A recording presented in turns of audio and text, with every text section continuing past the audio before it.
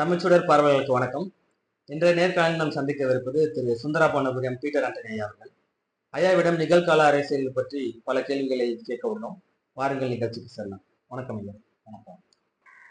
தமிழகத்தோட எதிர்கட்சி தலைவர் எடப்பாடி பழனிசாமி வந்து திடீர்னு டெல்லிக்கு அவரோட பயணத்தை மேற்கொண்டாரு. அது தமிழக அரசியல்ல எப்படி பார்க்கப்படுது? பொதுவாகவே சட்டசபை நடக்கும் வேளையிலே எதிர்கட்சி தலைவர் அவர்கள் திடீரென்று தன்னுடைய கட்சி தோழர்களுக்கு கூட அறிவிப்பு செய்யாமல் டெல்லி சென்றிருப்பது அதுவும் ஒரு அரசியல் நடவடிக்கை தான். காரணம் என்னவாக இருக்கும் என்று ஆராய்ந்தால், இதற்கு முன்னரே பாஜகவுக்கும் அதிமுகவுக்கும் எந்த விதமான தேர்தல் உடன்பாடும் கிடையாது. 2026 தேர்தலில் கூட, சட்டமன்ற தேர்தலில் கூட கூட்டணி கிடையாது என்று வலிமையாக ஒரு கருத்தை எதிர்கட்சி தலைவர் திரு எடப்பாடி அவர்கள் கூறிக்கொண்டே இருந்தார்கள். ஒரு கட்டத்தில் எரிச்சலோடு கூட நிருபர்களிடம் இந்த கருத்தை வலியுறுத்தி கொண்டிருந்தார். இந்த பின்னணியில் திடீரென்று டெல்லி பயணத்தை மேற்கொண்டிருக்கிறார். யாருக்கும் தெரியாமல், தன்னுடைய சக தோழர்களுக்கு கூட அறிவிக்காமல் இந்த பயணத்தை மேற்கொண்டிருக்கிறார். என்ன காரணம் இருக்கும் என்று ஆராய்ந்தால், அதற்கும் பின்னணியில் ஈடி ரெய்டு தான் இருக்கிறது என்பதை சாதாரண அரசியல் புரிந்து ஓரளவுக்கு இருப்பவர்கள் கூட புரிந்து கொள்ள முடியும். அவருடைய உறவினர்கள் சம்பந்தப்பட்ட அந்த கம்பெனிகளிலே, அலுவலகங்களிலே தொடர்ந்து ரெய்டு நடத்தப்பட்டது. அதில் என்ன கைப்பற்றினார்கள் என்பது இதுவரைக்கும் மர்மமாக இருக்கிறது. அது சம்பந்தமாக கூட அவர் அழைக்கப்பட்டு சென்றாரா, தானாக சென்றாரா என்பது கூட நமக்கு தெரியாது. என்னை பொறுத்தளவில் அவர் அழைக்கப்பட்டு தான் சென்றிருக்கிறார் என்றே சொல்லுவேன். காரணம், சட்டசபை நடக்கும் பொழுது எந்த அரசியல் கட்சி தலைவர்களும் வெளியே செல்வதை தவிர்ப்பார்கள். அத்தியாவசிய அவசர பணி நிமித்தம் மட்டுமே அவர்கள் மேற்கொள்வதற்கு முயல்வார்கள். மற்றபடி சட்டசபை நிகழ்ச்சிகளிலே பங்கெடுப்பது அவர்களுடைய முக்கிய கடமையாகவே இருந்து வரும். அந்த சூழ்நிலையில் இந்த சந்திப்பு வேறு விதமான ஒரு கண்ணோட்டத்தை நமக்கு தருகிறது. பொதுவாக அரசியல் பார்வையாளர்கள் எடப்பாடியார் அவர்கள் பாஜகவுக்கும் அதிமுகவுக்கும் தேர்தல் உடன்பாடு கிடையாது, அது 2026 தேர்தலில் கிடையாது என்று சொல்லிக் கொண்டிருக்கின்ற சமயத்திலே கூட இவைகளெல்லாம் சரி கிடையாது. நிச்சயமாக இவர்கள் இரண்டு பேரும் ஒரே கூட்டணியில் தான் போட்டியிடப் போகிறார்கள். அதற்கு முன்னேற்பாக பிரிந்திருக்கின்ற அதிமுக தலைவர்களை ஒன்று சேர்க்கும் ஒரு பணியை ஒன்றிய அரசு செய்து கொண்டிருக்கிறது என்றெல்லாம் சொல்லிக்கொண்டே இருந்தார்கள். எடப்பாடியார் அதை மறுத்துக் கொண்டே இருந்தார். ஆனால் இப்போது என்ன காரணத்தினாலோ உள்துறை அமைச்சர் திரு அமித்ஷா அவர்களை சந்தித்து பேசியிருக்கிறார்கள். கூடவே சில தோழர்களும் சென்றிருக்கிறார்கள்.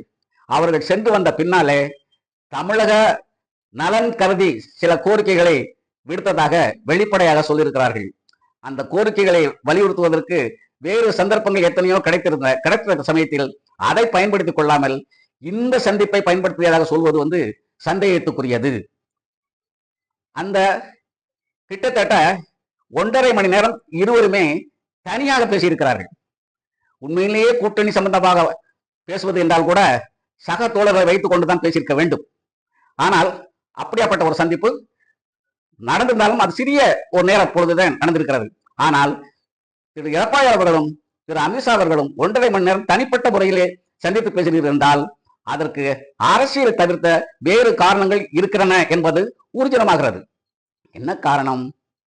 ஏதோ ஒரு வகையில் இவர்களுடைய குற்றம், இவர்களுடைய செயல்பாடுகள், எடப்பாடியாருடைய செயல்பாடுகள் அமித்ஷாவிடம் ஆதாரப்பூர்வமாக சிக்கியிருக்க வேண்டும்.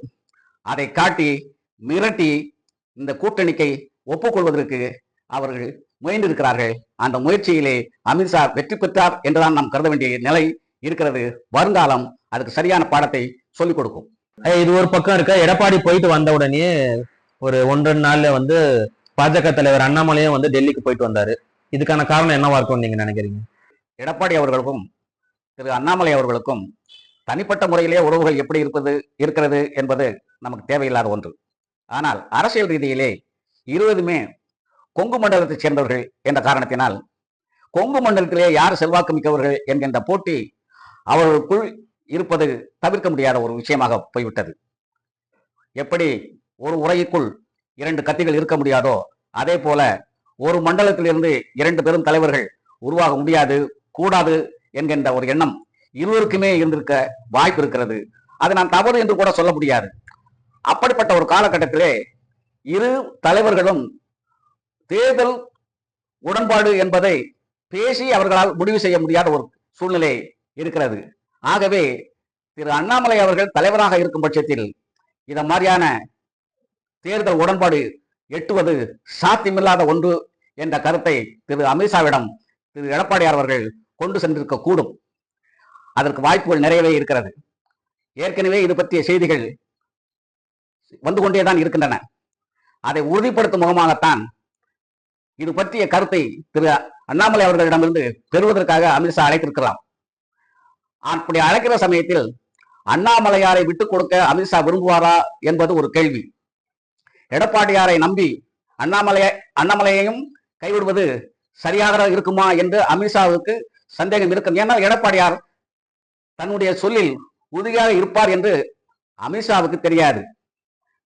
தன்னிடமிருந்து பெறக்கூடிய நன்மைகள் எல்லாம் பெற்றுவிட்டு எடப்பாடியார் திடீரென்று காலை வாரிவிட்டால் என்ன செய்வது என்கின்ற சந்தேகம் அமித்ஷாவுக்கு உண்டு.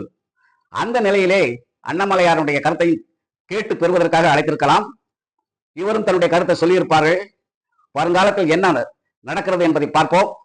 அதன் பிறகு அரசியல் சூழ்நிலை எப்படி மாறும் என்று நாம் கணிக்க முடியும்.